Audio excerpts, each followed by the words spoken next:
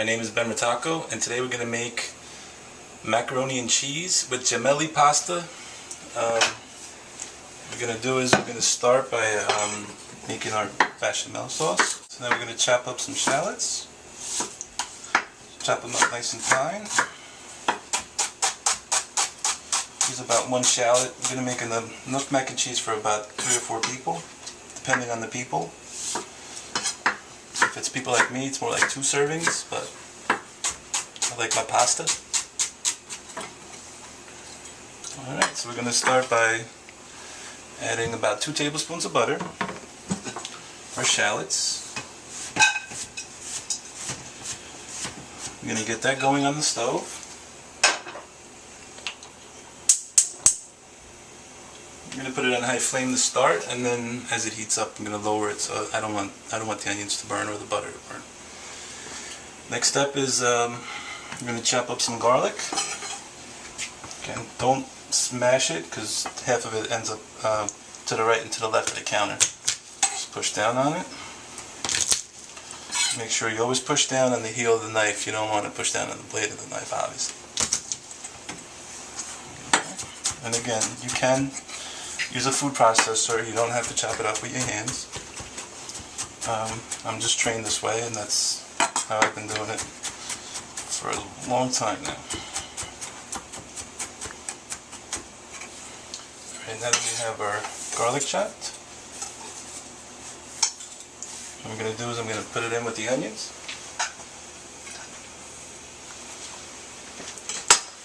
I'm going to let that go for a little bit until the onions and the garlic caramelizes just a bit. I'm going to give it a nice stir, break this butter down.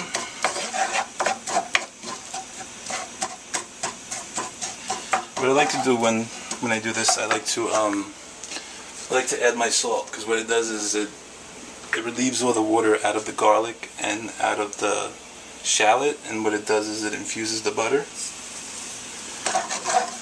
So we're going to break this down. Get all the flavors from the garlic and the shallot out. Now that I could attend to the onions and the garlic, I turned the flame up, so now I know it's not going to burn. I can control it. Now that the onion and the garlic are breaking down, starting to brown, I'm going to lower the flame, and now we're going to make our bechamel. I'm going to grab some flour. It was about 2 tablespoons of butter. Normally you want to use the same weight, so I'm going to put 2 tablespoons of flour.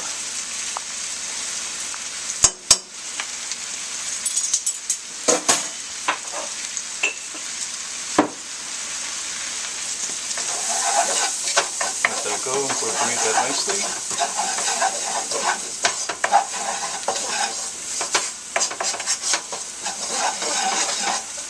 What you want to do is you want to cook this down to a light golden brown color.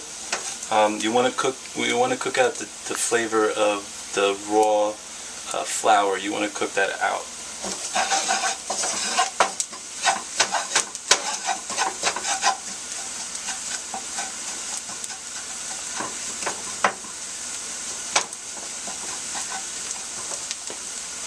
I'm going to let this go, and if it's a little thicker than what you like it, you could add a little bit of extra virgin olive oil just to break down the flour a little bit better. So it cooks to a smooth consistency.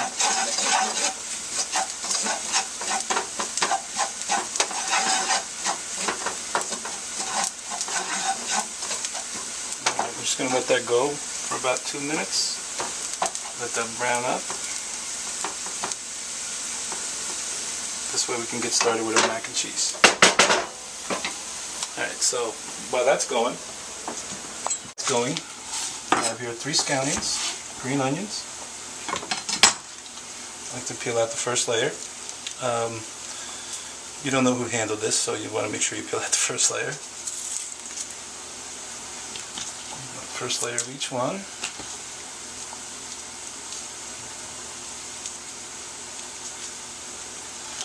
Cut out both ends.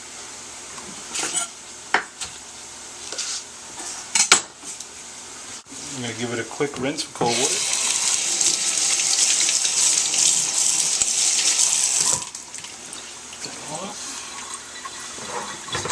towel. Alright, now we're going to check on her flour, see, make sure we're not overcooking it.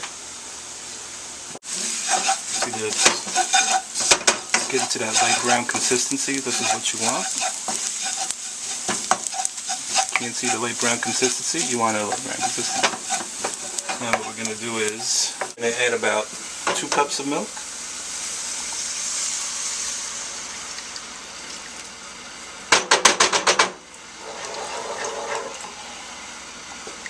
I'm going to slowly get that to a slow boil.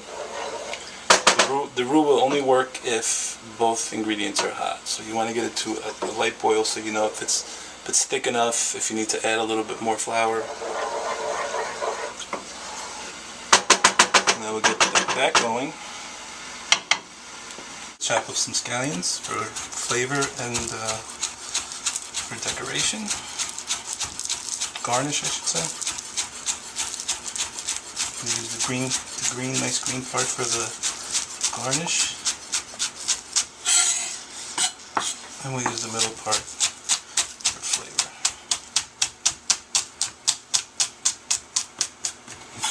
Remember, I'm a trained professional, you don't have to chop that fast. Close that.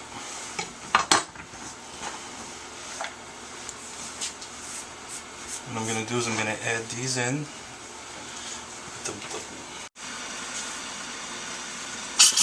Then we're going to grab a whisk. I'm going to start a whisk in the milk in with the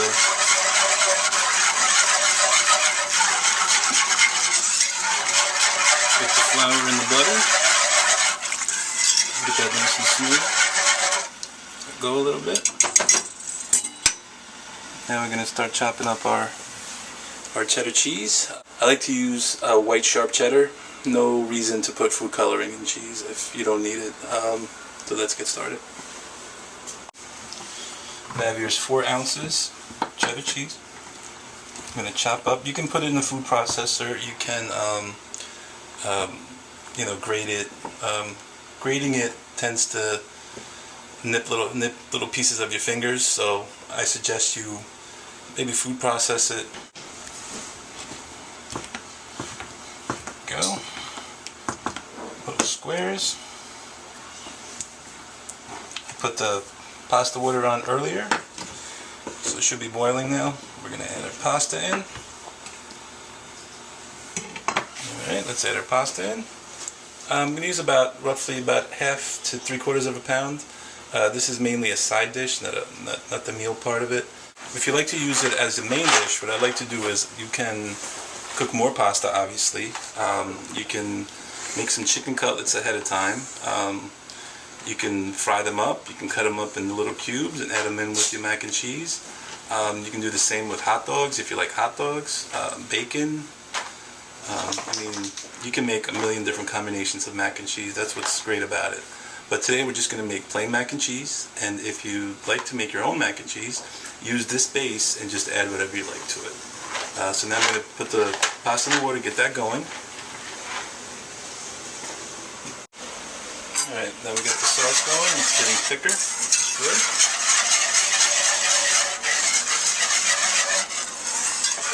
See that, it's getting nice and thick. When we put the cheese in there, it's going to make it a little bit thicker, creamier. So let's put the pasta in. Alright, nice boil. I'm going to add about a tablespoon of olive oil.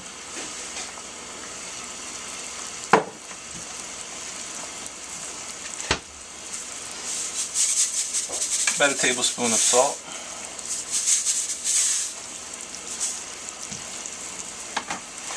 And now we're going to add the desired amount of pasta.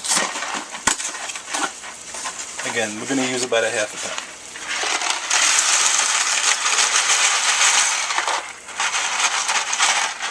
This recipe calls for, a half a pound to 3/4 of a pound of pasta. It'll give you roughly like 3 to 4 side dishes, or family of 3 or 4. If you needed to make it for a family of 6, just multiply the ingredients by times 1.5, and you'll get those ingredients to make it for that many people. We're going to give the pasta a stir.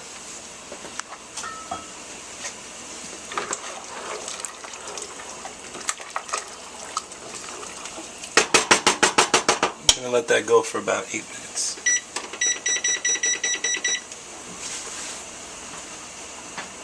While that's going, I'll give this a nice little stir. It's getting nice and smooth. We added the salt in before. What I'm going to do now, we're going to add the cheese, so you don't want to add salt right now. Let's add the cheese and then we'll figure out if we need to put more salt. So I have my cheddar.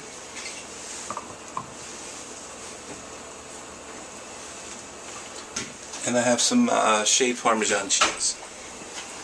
So you have some nice sharp, extra sharp cheddar cheese and about a 1/4 cup of Parmesan cheese. We're going to combine that, give it a nice whisk. You're going to melt it slowly because you don't want it to burn.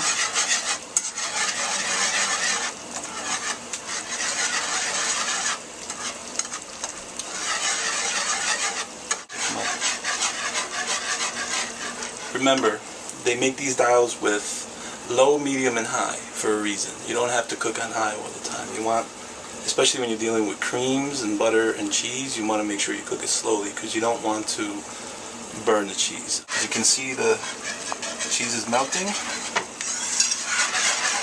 incorporating. It smells delicious. I wish you were here to smell it.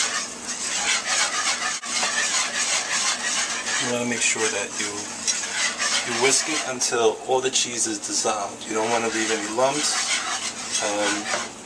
Unless you like lumps, cheese is fine. You can have a little surprise while you eat the pasta. But I like to get it nice and smooth. Now while that's going, what I'm going to do is I'm going to take about a tablespoon of butter and some panko breadcrumb, and I'm slowly going to saute the panko breadcrumb into a nice brown crispy consistency with a little bit of salt, pepper, and oregano as a topping for the mac and cheese. Alright, now that we got the pasta cooking and we have the cream sauce going, what we're going to do now is we're going to make the topping for it. Alright, so now we have our butter. I'm going to put a little pinch of salt, about a 1/4 teaspoon. We're going to use panko breadcrumb. Panko breadcrumb is Japanese breadcrumb. It's like a nice light, airy breadcrumb. I like it also because when you cook it, it becomes crispy, nice and crispy, like regular Italian breadcrumb just becomes dense. This is nice and light. We're going to add about 3 tablespoons.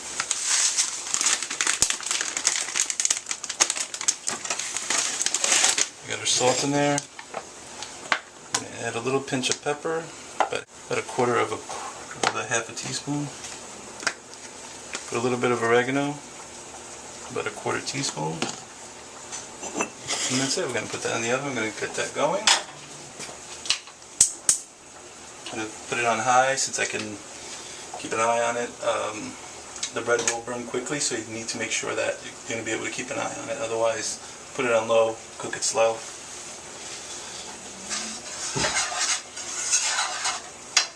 Our sauce is just about done. The pasta, we have about 2 minutes left on it, so the mac and cheese is almost finished. Alright, break down this butter. You want to coat the breadcrumb with the oils and the butter. That's going. The sauce is about done. It actually is done. So what we're going to do is we're going to give it a nice stir, incorporate everything. Since it's done, we're going to turn it off.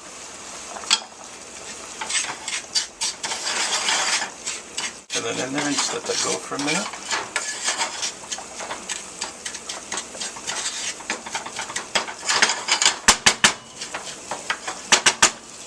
I'm going to get the strainer ready for the pasta. And we're going to strain the pasta. We're going to keep it hot. We're not going to cool it. And we're going to go right into the sauce. And we're going to let it incorporate. We're going to mix it well. If you want to heat it up a little bit more, you can.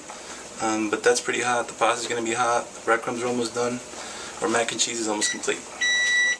Alright, our pasta's done. I'm going to turn it off. I'm going to lower the breadcrumb here because now I'm not going to be watching the breadcrumb. So I wouldn't want it to burn. Try not to timer there. Let's grab a strainer.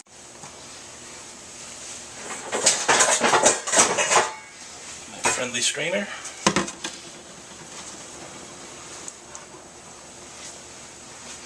Strainer pasta.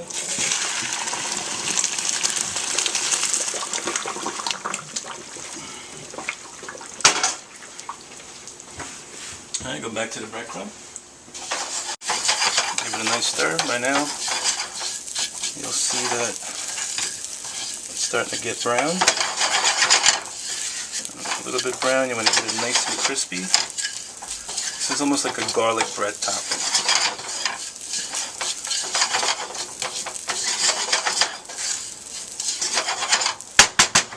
Let that go for a minute.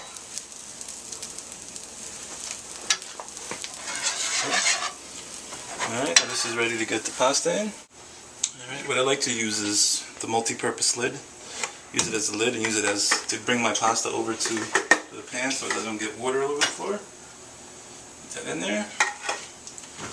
It's good to go.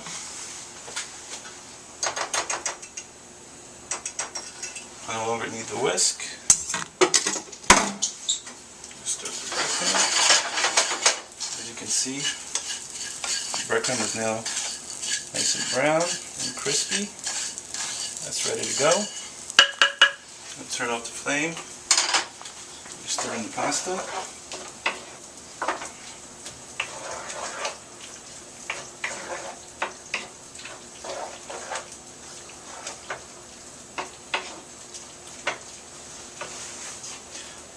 What you want to do is you want to undercook the pasta just a little. So when you put it in the sauce, what it's going to do is, while it's cooking, it's going to absorb all the cheese and all the flavors from the sauce. And you want to make sure that it's a nice thick consistency.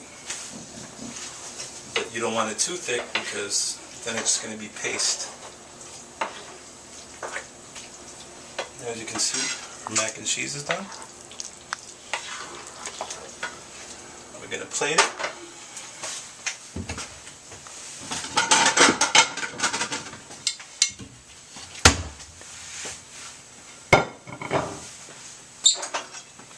What you have is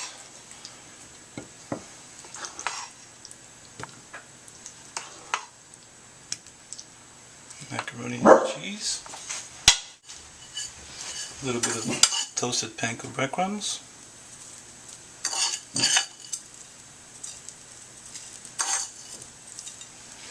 a little bit of scallion for garnish, and you're good to go. Just add your protein, chicken, beef, shrimp, pork, whatever you like, and enjoy.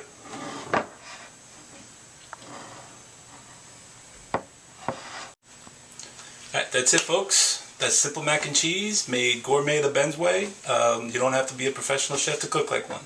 Thank you. Join us next time.